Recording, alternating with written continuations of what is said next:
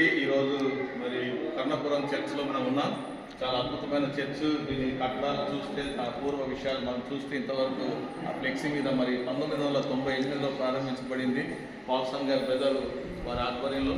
మరి ఈరోజు రాష్ట్ర వ్యాప్తంగా మరి ఆసియా ఖండంలో ఒక పెద్ద మందిరంగా నిర్మించబడింది.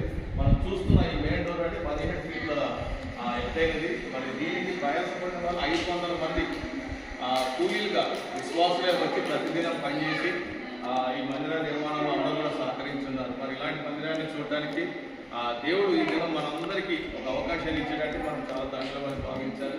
మరి దీంట్లో ఉన్న చాలా విశిష్టత చాలా గొప్పది. ఎందుకంటే బంగారం పొట్టు పోసినట్టుగా ఈ డిజైనింగ్ ఇదంతా కూడా చాలా బ్యూటిఫుల్గా ఉంది.